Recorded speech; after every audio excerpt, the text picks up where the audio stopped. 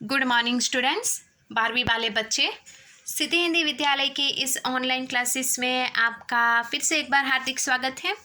अब बच्चों यहाँ पे हमारा ये जो 13वां लेसन चल रहा है, ठीक है, काले मेघा पानी दे, उसमें पाठ की शुरुआत करीबन हमारी हो चुकी है, जिसमें हमने देखा कि बच्चों को यहाँ पे दो नाम से बुलाया जाता है, बच्चों की टोलियों को। एक तो इंद्रसेना और दूसरा है यहाँ पे मेंढक मंडली। गांव के कुछ एक लोग उनको मेंढक मंडली इसके लिए बुलाते हैं क्योंकि बच्चे की जो स्थिति है, शोर बकोर करते हुए, नाचते कूदते हुए, कीचड़ से लथपथ होते हुए, कीचड़ में रेंगते हुए, पानी से भीगते हुए वो मस्ती करते हैं, तो इसके लिए उनको मेंढक मंडली नाम भी दिया गया है। हमने देखा कि बच्चे गंगा मैया की जय बोलकर एक एक घर के दरवाजे के पास जाकर पानी दो मैया, मेंढक मंडली आई है अर्थात इंद्रसेना आई है, ऐसा कह के पानी मांगते हैं। कुछ एक घरों में पानी पहले से ही नहीं है, उनकी स्थिति बहुत ख़राब है, कुएं में भी पानी सूखा पड़ा है, कुएं में भी पानी नहीं है, तो ऐसी स्थिति में भी उन्होंने जो पानी बचा के रखा है उसमें से वो एक एक बाल्टी या एक घड़ा पानी इन बच्चों के ऊपर सर से लेकर पैर तक उनको तर कर देते हैं। इतना ही नहीं, हमने देखा कि गांव और शहर की स्थिति बहुत ही बिगड़ी हुई है, लोग गर्मी से त्राहिमाम पुकार रहे हैं। नलों में भी पानी नहीं आता है दिन में, लेकिन रात में कभी कभी पानी दे दिया जाता है, तो वो भी खौलता हुआ, मतलब गर्म पानी दिया जाता है। बच्चे, ये मेंढक मंडली में जो बच्चे हैं उनकी आयु जो है वो भी मैंने आपको बताई कि परीक्षा में भी आपको पूछा जा सकता है एक वाक्य में कि उनकी उम्र कितनी है, तो यहाँ पे 10 से 12 साल या फिर 16 से 18 साल। काले मेघा पानी दे गुड़धानी दे, गगरी फूटी बैल प्यासे, काले मेघा पानी दे। ये जो गीत है बारिश का, वो बच्चे गाते हैं, गंगा मैया की जय बोलकर हर एक घरों के पास जाकर पानी मांगते हैं। यहाँ तक करीबन हमने देखा था। तो बच्चों, अब यहाँ से थोड़ा सा और पाठ आगे बढ़ाते हैं, जिसमें हम देखते हैं शहरों की तुलना में गाँवों में और भी हालत खराब होती थी। जहाँ जुताई होनी चाहिए वहाँ खेतों की मिट्टी सूखकर पत्थर हो जाती, फिर उसमें पपड़ी पड़कर ज़मीन फटने लगती। लू ऐसी कि चलते चलते आदमी आधे रास्ते में लू खाकर गिर पड़े, ढोर ढकर प्यास के मारे मरने लगते। लेकिन बारिश का कहीं नाम निशान नहीं। ऐसे में पूजा पाठ, काम विधान, कथा विधान सब करके लोग जब हार जाते हैं, तब अंतिम उपाय के रूप में निकलती है यह इंद्रसेना। अब बच्चों, यहाँ पे स्पष्ट रूप से बताया गया है कि लेखक कहते हैं शहरों की तुलना में गांव की स्थिति गर्मी के मौसम में हद से ज़्यादा ख़राब है। क्यों? क्योंकि यहाँ पे जो जुताई होती है, जो रोपाई का समय होता है, उस समय यहाँ पे बारिश नहीं है, जिसके कारण जो खेत की ज़मीन है वो भी सूख कर पत्थर के जैसी हो गई है, बड़े बड़े पत्थर के रूप में तब्दील हो गई है। जो ज़मीन है वो भी जैसे सूख कर पपड़ी के समान हो गए हैं। यहाँ पे चलते चलते रास्ते में लू यानी गर्म हवाएं भी इतनी लगती है कि इंसान गिर कर वहीं पे रास्ते पर बेहोश हो जाए। इतना ही नहीं, जो पशु है, जो जानवर है, जो ढोर है, वो भी वहाँ पे उनकी स्थिति भी बिगड़ गई है। बहुत सारे जानवर भी गर्मी के कारण, यहाँ पे प्यास के कारण मर गए हैं। इतना ऐसे समय में लोग पूजा पाठ, कथा विधान सब करते हैं और ऐसा करके थक जाते हैं। आखिरकार बारिश नहीं होती है, तब ये लोग क्या करते हैं, ये अंतिम उपाय के रूप में ये इंद्रसेना का निर्माण करते हैं।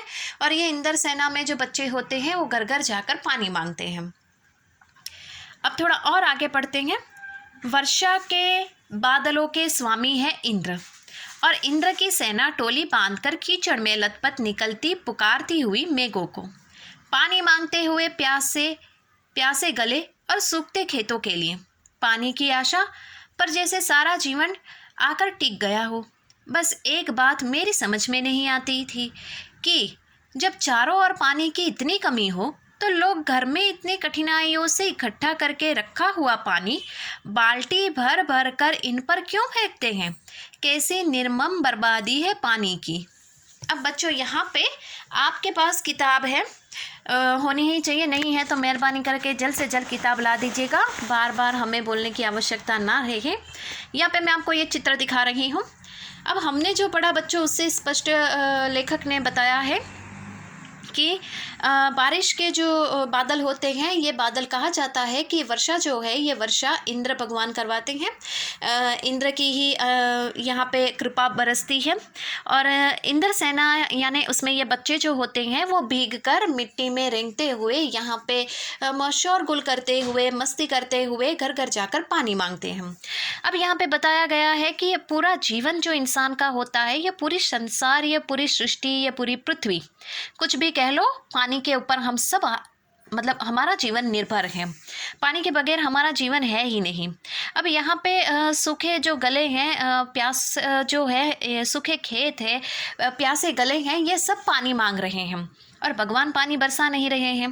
अब यहाँ पे चारों ओर जो है पानी की कमी है। जब इंसान को प्यास लगती है तो पानी की एक बूंद की वैल्यू क्या होती है, कीमत क्या होती है, हमें अच्छी तरीके से पता है। लेकिन फिर भी बच्चों, ये दुख की बात है कि हम आज भी, जैसे कि हम ये मामूली सी बात बोल देते हैं कि हम पानी का यहाँ पे पैसे भरते हैं, पानी का टैक्स भरते हैं, इसके लिए हम पानी का इस्तेमाल करते हैं। आपने देखा होगा कि हर एक जगह पे, कुछ एक ज़्यादातर जगहों पे पानी हद से ज़्यादा वेस्ट मतलब बिगाड़ा जाता है, जैसे नल खुला ही छोड़ दिया जाता है।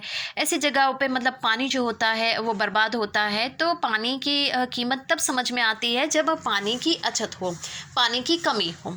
अब यहाँ पे जो है लेखक ने स्पष्ट बताया कि उनके बचपन में जब गाँव में ये सूखा पड़ा था, उस समय उन्होंने कहा कि लोगों को पानी की बहुत कठिनाई है। ऐसी कठिनाई स्थिति में भी लोग, ये इंद्र सेना आती है, पानी मांगते हैं तो बाल्टी भर के और घड़े भर के ये पानी उनके ऊपर डाल देते हैं। तो इतनी पानी की निर्मम बर्बादी उन्होंने कभी नहीं देखी। यहाँ पे बच्चों, लेखक के मन में ये अफसोस होता है कि पानी नहीं है, स्थिति बिगड़ी है, लोग पानी की एक एक बूंद के लिए तरस रहे हैं, लेकिन फिर भी अपने घर में जो बचा के रखा है पानी, उसमें से एक घड़ा या बाल्टी भर के पानी इन बच्चों के ऊपर डाल देते हैं। ये कहाँ की बात है? लेखक को ये बात थोड़ी अजीब लगती है।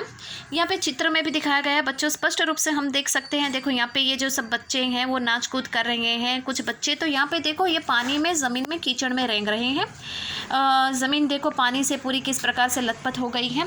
और इतना ही नहीं, यहाँ पे जो हम देख सकते हैं, घरों में से, ये जो खिड़कियों में से ये जो औरतें हैं वो बाहर बाल्टियाँ और घड़े भर भर कर इन बच्चों के ऊपर पानी डाल रहे हैं। तो इस प्रकार से इस पाठ में यहाँ पे जो इंद्र सेना है, ये इंद्र सेना यानी बच्चे जो है ये टोली बनाकर आते हैं, गंगा मैया की जय कहते हैं। और इस प्रकार लोगों की ऐसी सोच है बच्चों कि पानी जब नहीं बरसता, बारिश जब नहीं होती, तो भगवान इंद्र हमारे ऊपर जैसे कि कोपायमान हो गए हो। कोपायमान होना यानी गुस्से में आ गए हैं, इसके लिए वो बारिश नहीं करवा रहे हैं। इसके लिए इंद्र भगवान को प्रसन्न करने के लिए यहाँ पे ये पानी इस तरह से उनको अर्पित किया जाता है, इंद्र सेना बना के। ऐसा लोगों का मानना है, लोगों का ऐसा सोचना है। तो बच्चों, आज की इस वीडियो में हम यहीं तक रुकते हैं। आगे के वीडियो में हम देखेंगे कि किस प्रकार से ये इंद्र सेना जो है वो कौन कौन सी क्रियाएं करती है।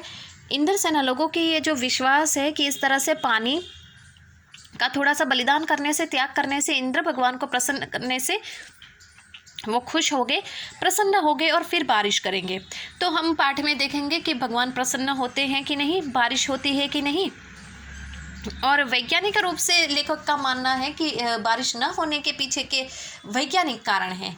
तो हम इंसान के जीवन की वास्तविकता, उम्मीद अर्थात जो विज्ञान होता है, वो दोनों के बीच में यहाँ पे लेखक का मन फंस गया है। तो पाठ में किस प्रकार से वो निराकरण करते हैं वो हम आगे के वीडियो में जैसे जैसे पाठ पढ़ेंगे बच्चों, वैसे वैसे हम देखेंगे। तो अभी के लिए हम यहाँ पे रुकते हैं। नेक्स्ट वीडियो में पाठ के आगे वाले जो हिस्सा है उसकी हम चर्चा करेंगे। तब तक के लिए थैंक यू।